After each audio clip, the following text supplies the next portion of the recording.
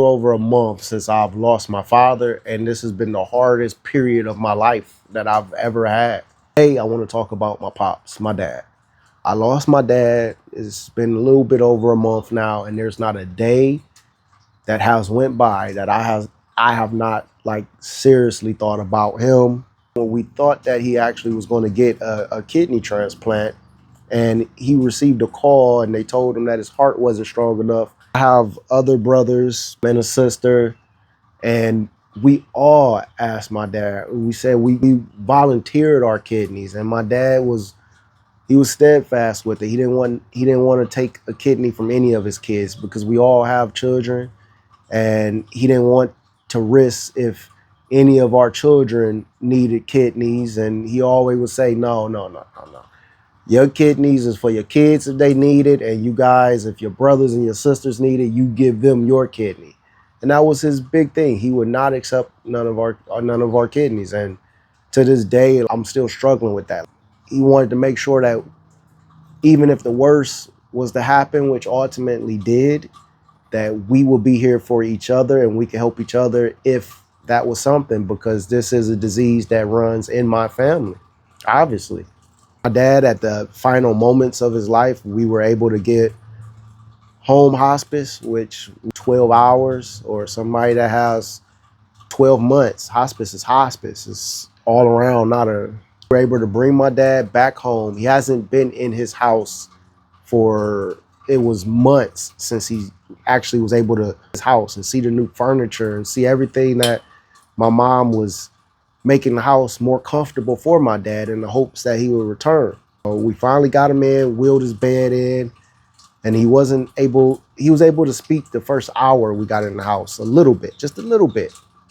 He even asked, when he pulled in the house, he asked us to make him some coffee and oatmeal. And you got to understand, before we came to the house and we were at the hospital, he really wasn't talking much. So we knew that we only had moments, hours, or at that time, we thought maybe a few days. So when he came home and he was able to speak and he said that loud, it just brought so much cheer to all of us to hear that, to know, for us to see that he knows he's in his home, and to tell us, his children, to go make him some coffee and oatmeal. It just was just a little thing like that was just everything for us. But that lasted for about an hour, and then after that, he wasn't able to speak anymore. The nurses at the hospital and the hospice nurse that actually came to come visit us, who was very nice and wonderful, she told us, like, the very last thing to go for someone is their hearing. So even if they can't move, they're still going to be able to hear you. Talk to them. They're going to understand what you're saying and what's going on, that they're in two different places at times. They're here and then they're wherever else that is. And that's where my dad was, clearly. So he couldn't move. His eyes was open. His head was to the side. And we were speaking to him. We were speaking to him all night, taking turns. The whole family there, we're just showing them, talking to him. And we would hold his hand like this. And what my dad was doing to lift his hand up like this, just the ever slightest, hey, it was. Now for my mom, he was doing circles with her hand. Every time they talked, circles. He loved my mom so much. They were married for over 40 years. And, you know, it was one of those moments to see him and my mom at the last moments for my father show what true love is. And something that I'm taking for myself in my own marriage. Like, even at the end, to see my mom and dad like that, that's a love that I would think that we all inspiring to have and to be like.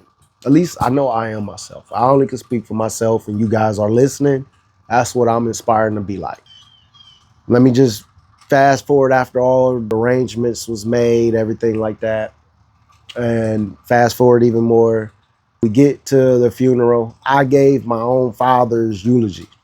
I spoke up there, I don't know, 25 minutes, and it was one of the hardest times of my life. But I felt nobody can speak for my father better than I can.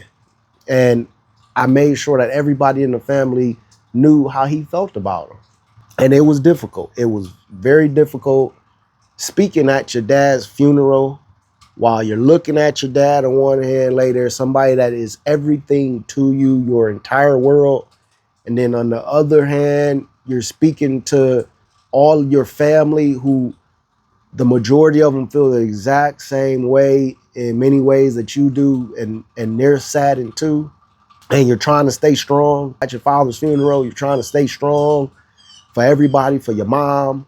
I have 4 kids and I got all my babies there. And I got an older baby too. And she's looking, my oldest baby is almost out of high school now. And my young, so that's a little bit about me. My oldest baby is almost out of high school. And my youngest baby is you guys seeing like basically a newborn. To stay composed and to stay strong for my family, my mom, my brothers, my sisters, and my babies. And I think I did a good job.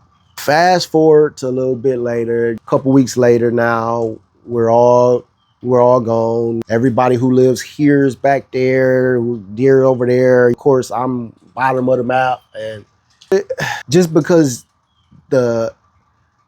my father, all that is done, in some days it still feel like day one in a way to me. And it's still hard for me to for many things. Like on my cell phone, I still have him as one of my favorites. And I've tried to delete it, but I'm like, no, I don't know why in my head it feels like if I delete him off my favorites, it's like I'm deleting him from history. I know that that's the furthest thing from the truth, but I don't even want to delete him off my phone. Old voicemails, I saved that. I sent that to email so I can have forever. Old pictures, you put them in files. I'm sure that you guys probably did the exact same thing for people that you love. And I know that it's only natural. I love my dad, and me and my dad, the last decade of his life, me and my dad have not went a day without speaking. Now, my dad lives up north, and of course, I live in Florida. When I'm not with my dad, when we're not up there with him, I'm on the phone with my dad. I never went a day without speaking to my dad. We spoke every day. My dad was sometimes people say like got the cool dad or they're best friends with their dad. My dad was one of my best friends. My dad was that cool dad. My dad, he was the one that not only gave me life advice, he was like somebody I can talk to, that he kept it real with me, like a father, like a friend, like a pastor, like a coach. He was everything boiled into one. We had great conversations, and to not have those conversations anymore, that is one of the hardest challenges for me, to not be able to pick up the phone and talk to my dad, or to know I'm taking a flight, we're about to go see my dad. That's hard. My oldest babies know their grandpa really well, but my youngest babies, like, it's gonna be a memory to them, and that saddens me. Also, just my mom, to know my mom, my dad was such a great guy. He was such a great man, and it saddens me because my mom had the greatest man that God ever put on earth other than Jesus. And that saddens me that he's not here with my mom. And I know that's a big, y'all know. That's just backstory. I just want to be honest, open and honest with you guys, because we're talking about mental health here and we're just being honest with each other. And these are this is where I'm at as far as challenges with my losing my father. Now, as far as the things I'm doing for it, gardening. Gardening has been, my dad's been sick for a while now. And I noticed that I started gardening more when I found out my dad was sick. When he gave me the call that, he's going to need a kidney, and when he was on dialysis, I upped my gardening. I've always been somebody that's in the gym. I'm a gym rat. I love to train. I love to run. I love to lift heavy weights. I love to do hard workouts. I've always been like that my entire life. But gardening is something that has elevated because it's kind of like meditation in a way. It's like active meditation or active recovery. so to speak, something like that, that I found personally for myself. I garden a lot, and it's been really, really helping me. Just getting my hands in the soil, planting trees, putting seeds in the ground. Y'all remember the video I made? We planted a Valencia Pride mango tree in honor for my dad. A mango tree that gets bigger than pretty much all other mango trees, that's disease resistant to a lot of different things, unlike my father, who seemed to have every type of chronic illness that you can get, but battled through all of them for years. Battled through all of them. We planted that tree in honor of my dad. So yeah, so gardening has been a really big help for me. Also, I'm getting more and more into my religion, more and more, I'm gonna say, closer to God, making sure my family is closer to God too. I think that was like a little bit of a wake-up call. I've grew up in the church. We've always grew up in the church, and life happened, you know, with kids and work and things moving so fast. And I think that with my father passing, something that he always stressed to all of us, to make sure you stay in the church, make sure that you're putting God first. And not to say that I didn't put God first, because I always put God first, but my actions and my involvement within the church, or my actions and involvement with, I read at least, I don't know, 75 to 125 books every single year. Before this, ask me how many books or ask me how many times I read the Bible many years ago, but I'm not opening up the Bible. I didn't do that. Now I find myself, I'm opening up the Bible. I'm going back, and the first book I'm concentrating on is the Bible. I'm trying to actually get that faith as our roots in my house. And as the leader of my household, I'm trying to make sure that our roots are in faith. And I'm trying my best to do that, and I'm getting there. And it feels good getting back to my roots, essentially, because like I said, I grew up in the church. So that's another thing that's helping me. And I have an amazing wife. I have an amazing wife who's patient, who's understanding. She loved my dad so much. It's triggers for her as well, where she'll just out the blue start crying out of a memory. Everybody, how can I put this? If you're married, some people don't like their in-laws. You guys know that. Maybe you're somebody like that. Some people tolerate their in-laws. And then there's some marriages where truly your in-laws is really your mom and dad. When you call your in-laws mom and dad, you mean that. And that's how our family is. And my dad was like her pops, and he treated her like his daughter. This was a hard hit for my wife as well. And she is like, she's so wonderful, so beautiful with her soul and her spirit, because she's going through something too, but she understands what I'm going through with this, and she's giving me everything that I need to help myself recover. And you can't have your head down and mope so long when you got kids. Kids, that's another thing that helps. When you have children, they don't give you time to mourn. Children do not give you time for that. So your mourning process is, okay, in your own time, you can get your cries out, you can say whatever you want to say, but the majority of the day, as long as they're awake, they're going to make sure that you're doing everything for them, which is medicine. It is good medicine. It really is. It really is. My children, not even knowing or trying, has helped me out tremendously. We got gardening. We got still training in the gym. It's nothing like a nice hard workout for your mental health, at least for me. I got my wife, which has been everything. She's been number one on that list. And we got my kids. My kids are just, they're a beautiful distraction. And yeah, the kids always want to make sure that their agenda is first. What they want is first. And that is beautifully great. And the fifth thing is just me and being myself, understanding myself and understanding that this is all a part of God's plans. Whether I understand it or not, whether I like it or not, it all does serve a higher purpose. And